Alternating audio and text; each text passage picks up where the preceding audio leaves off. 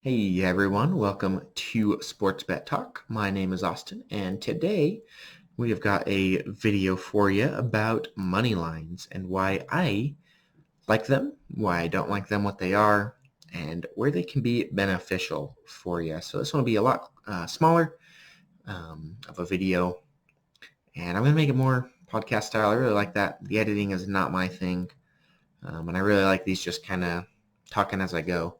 Kind of gives you a little, I don't know, glimpse into my thought process maybe. So, as always, leave the video a thumbs up if you enjoy, and let me know what you think of money lines as we get later on. Leave a comment. So, let's start with what is the money line? Money lines are just straight out who's going to win the game.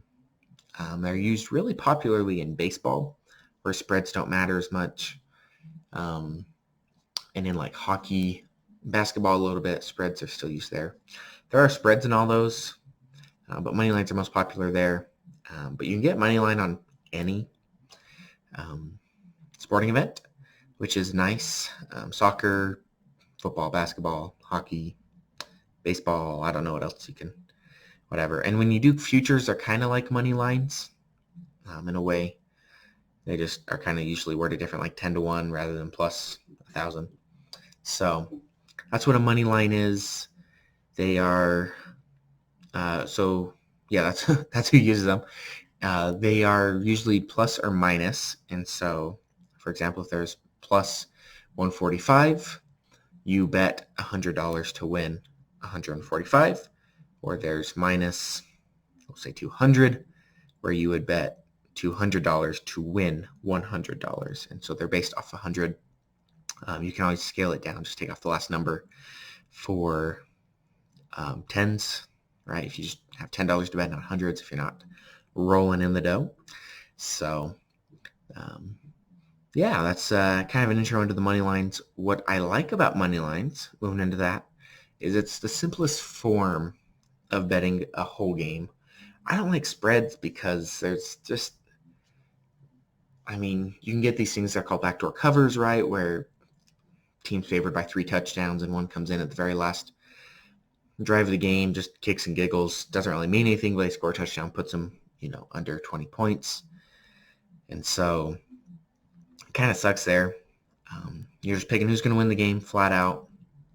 And so it's just real simple, which is nice. You only have to pick the winner. No giving points here, losing points there. What I also like is that you can get the plus money on the underdogs, which can help you increase your cash and kind of results in you not needing to win as much, if that makes sense. With the spreads, you always, not always, but usually have to pay like a 110 juice, meaning you pay 110 to get $100. And so, that's how they kind of get you there. You're always betting in more than you're winning out, if that makes sense. And they try to get equal sides, and they always win. So, but with the plus money, right, so with that, I think you have to win about 54% of the time to actually start making money there, right? But with the plus money, and obviously if you're betting only underdogs and winning, 50% of the time, then you're gonna make money because you're in plus. So that's nice. It's also really nice sometimes when it's like a big underdog. Like I bet Miami a couple weeks ago and they were like plus 400. And that was really nice to get that 3 times on my money, 4 times on my money. So it can also allow you to get plus money on both sides, depending on how early you get in. What do I mean by that? So Seattle this last week was the underdog to start the week. And as the Seahawks got bet more and more, since it was such a close game, they ended up shifting into the favorite spot. And so then you could have gone back and bet Philadelphia. I didn't because I was very confident in Seattle winning that one. A little closer than I like, but there is an option for that depending on how it goes. And then, if you can get plus money on both sides of the game, you won, right? Like, it doesn't matter who wins. You're going to win a couple bucks regardless there. So the problem with that is it usually doesn't, you're not, winning hundreds of dollars on each side. It doesn't change that much. So, and you can also get what I consider free cash, right? There's some times where games are just blowouts, like you're picking, I don't know, you're picking Utah to beat Colorado, or you're picking who's another for cash? Anyone playing Cincinnati this year in 2019? They're just bad, right? It doesn't matter what the money you have to bet is, you're going to win on that. And so it's just kind of right. You don't have to worry about the point spreads there, because the point spread might be covered and you might lose that, but just who's going to win the game out can open up possibilities there. So now, why don't I like the money line? Some lines are just really big and it's not worth it. I mean, there's some where usually in college you're getting up into like the thousands, so you have to bet like $2,500 to win $100. Like, yeah, they're most likely going to win, but I just don't like betting that much to win so little. I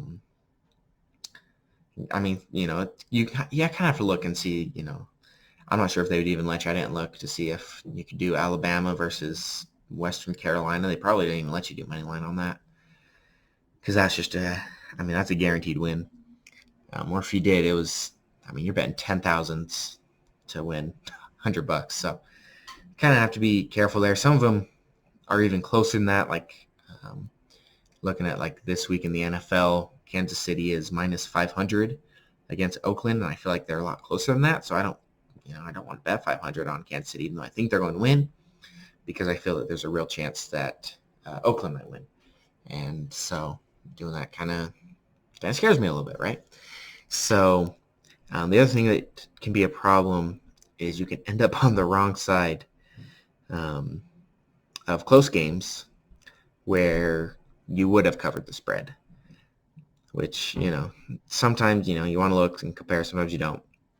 But it sucks when you got a team that's close and they lose by like a field goal and the spread was 7. You're like, oh, crap, I would have won with the spread, but flat out I lost. So, that kind of sucks, but it is what it is, right? You can't complain too much. You can't compare.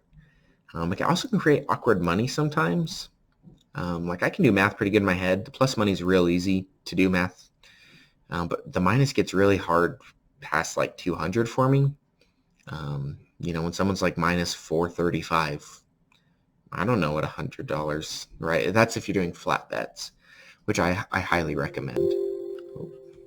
So that can get kind of confusing. Not very fun if you're, betting $100 and getting some like random stuff back. So that's a little short intro into money lines for you, why I like them, why I don't like them, and what they are. For the most part, I like money line bets more than any others. They're just real simple and easy for me to do. The spreads are a little tough.